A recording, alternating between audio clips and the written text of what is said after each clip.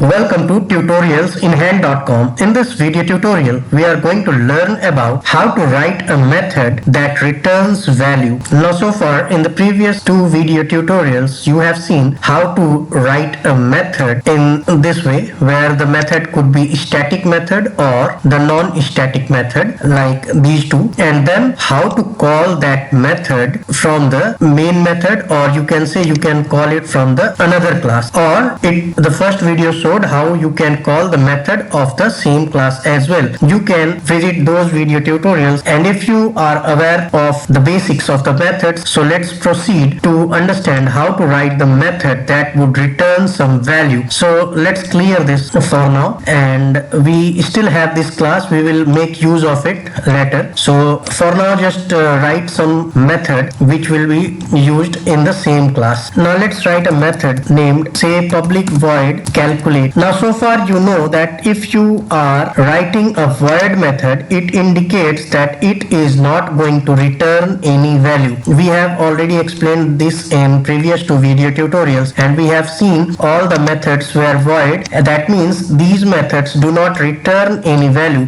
Rather, they would complete the task over here in the same method and then get over. That means it's all done at this place only. There is nothing to return. Okay, so you can see this is also a void method and this is also a void method, which means these are not going to return any value. Now if you want your method to return any value, then you have to give this as the type you want it to return. Suppose this will return integer value, that is int value, then you should change it from void to int, and once you change it from void to int, this will give you error now, and it says that the method must return a result of type int. That means this method is now bound to return an integer value. Whether you calculate anything or not, it does not care. It just cares that you have to return an integer value. So you need to use this return keyword, and you can return a hard-coded integer value like 1 or 2 or 3, 100, whatever you want. If you are returning any integer value, this method is not going to get bothered at all. That means it is simply okay till you return any value. And now what is going to happen is, if anyone is going to call this method, then this is going to return this particular value every time. So for example, let's see, we are going to call this from this main method, right? So as you see, this is a non-static method.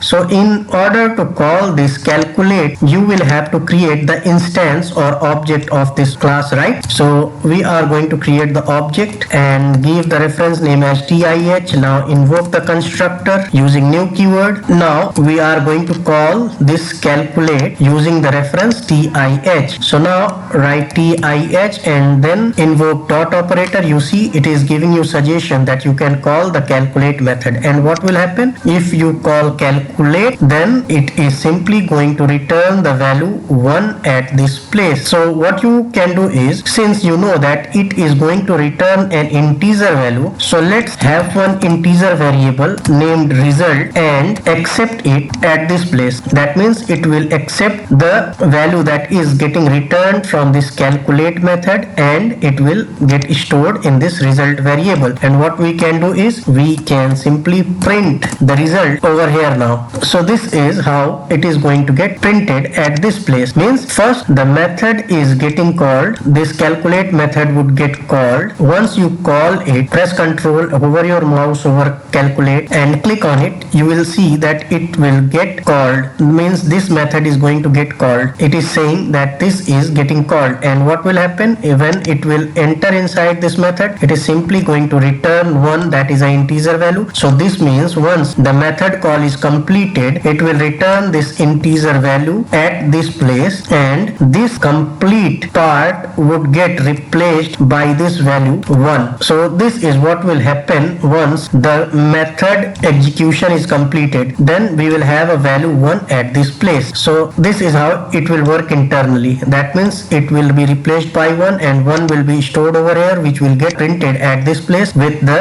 string result is 1. So let's execute this and see whether we are getting the expected output or not. See, you are getting the result is 1. Now let's create another method that would return some other value. Suppose this method is going to return a string value. So this is a method that returns name, right? Public string name. So this time you need to return a name. That means you need to return a value of type string. So in this case you need to return a string from this method. So this is a string that we are returning, and this is a empty string currently, so you can return empty string as well. But let's write some name like tutorials in hand. So this is something which is going to get returned at this place. So now this method would return the string value tutorials in hand. That means it is going to return this string value. Now you are seeing that I am making this hard coded values just to make the things simple at this place. Now in the real life projects, what will happen is, before this you will be making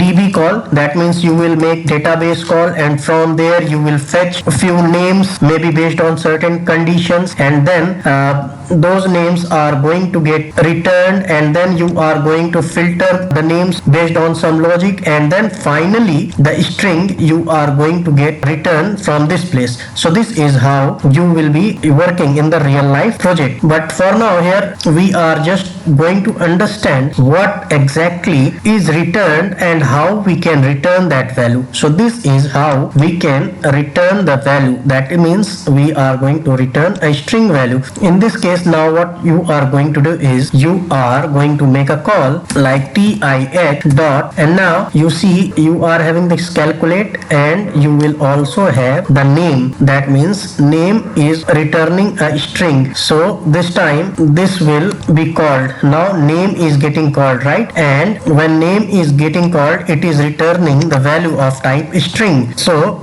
if it is returning the value of type string, so let's have a variable of type string, and let's name it result name. And now the value that would get returned after this method is getting called, it will get stored in this result name variable. That means tutorialsinhand.com will be stored over here, and now we can again print this over here. So we can write name is, and then we can root n control tab, and you will see the suggestion, just have result name. And now if you execute, you will see that two values are getting printed on the console. The first one is coming from this call, that means tih.calculate, which is getting returned from here, and then the next one is coming from this one, which is returning tutorials in hand and getting stored over here, and then finally it is getting printed from this place. So this is how we get two values. Now if you change this to double, suppose this is double, instead of integer you are changing it to double, and then you change it to something like 1.002, and then you are changing it to some kind of double value. So now you are getting error over here, because currently it is returning you the double value, but what you are doing is you are storing the double value in a variable of type integer, which is not allowed. So you need to change this to double as well, and you see the error disappears. Now this is how you can change int to double, or double you can also have this as float or change to character, and in that case you have to return the character value. If you are making it float, you have to return the float value. So this is how you are going to write the method that returns a value of the particular type. Now since this has been changed to double, and now when calculate will get called, it will return a double value which is getting stored in the same variable and then getting printed at this place. Let's execute this again, and you see this is now printing the double value, and this string value is as we have seen earlier. So this is how we are going to write methods that return value. You can change it to string, char, or you can change integer, float, double, byte, whatever you want. Just play around and you will be able to understand in a much better way once you do it yourself. Now this is something which is in the same class. Now suppose we have to call a method that is in the other class. So let's wipe out all these things. Now suppose these methods which were in the TIH calculator class, which is a different class. Now these methods are performing the task at this place, and then it is also printing within the method. But now what we are going to do is we are going to return these values. So instead of printing here, just return. So this time we are going to return this integer value from here. And now if you are returning an integer value, then this void is not valid, because if you are having a void method, it cannot return anything. So if you want to return an integer value, what you have to do is you have to change this void to int, and now this will happily allow you to write this logic. That means it is returning an integer value. In the similar way, if you want to return this one, suppose instead of int, let's change it to double, and this will be returning the double value. And now return this double variable, subtract result from this method. And now you know what you have to do, right? You have to change this void to the type that you are returning, and you are returning the value of type double, and that is why you have to change this from void to double. So similarly, suppose this is again returning an integer value, so return multiply result. This will be returning integer value, so instead of void, change it to integer. Similarly, you can write methods that would return string, character, whatever you want, but for sample we have these methods. Or if you want, I can change it to something like, suppose let's change it to string. Here let's remove all these, and let's have a string value that is getting returned from this place. That means let's write TIH is the string that is getting returned from here. Now you are already aware how you can call a method of other class. Again, you have to create the object of this TIH calculator class, and then use the object reference to call the methods of this particular class. Now let's have it as TIH, and then again invoke constructor using new keyword, and now you have got the reference as TIH. Now TIH is the reference for this TIH calculator class. Now if you write TIH and then apply dot, you will see all the methods that are written in this particular class. That means we have add, subtract, and multiply. So suppose we are now going to call add. Add accepts two parameters. So while calling add, you have to pass two parameters of type integer. So let's pass 2 and 6. So you are calling two methods of type integer. And it is again thing to be noticed is that this is a static class. So you can call this class without creating the object also, because we have already explained that to call a static method, you can simply use the class name and then invoke dot operator to call that particular class. You see, you are already getting the suggestion for add. Now pass two integer values, and you will be able to call the static method in this way. So this is how you call a static method, right? So this is how you are going to call a static method of any class. So this is going to call the add method with two parameters supplied to it, that is num1 and num2. So num1 will have the value 2 and num2 will have the value 6 stored over here, and then this will get added, means 2 plus 6 will get added, and the return will be stored in this add result, and then we are returning that result from here. That means here we are also indicating that we will be returning the integer value to the caller. So the caller is this place. This is the caller. So once this execution is completed, you will have a result that would get returned from there, and this will be replaced by the value that this method returns. So in this case, it will return the addition of num1 and num2. So in this case, we are having num1 and num2 as 2, 6. So this will calculate 2 plus 6 and return 8 as a result, which will be returned over here, and this will get replaced by the value that is getting returned, and this result 8 would get the value 8. So this is how the method call would work internally. Now we can print the value over here. So if you print this result add, you will see the value for this specific call would be 8. Now we are printing this particular value. Now till now this object is now useless till now, because we are not using that object. So till now we have these two particular lines of code in the game. In this place, it will call this add method. Press control, hover your mouse on this add and click on it. It will take you to the place which is getting called.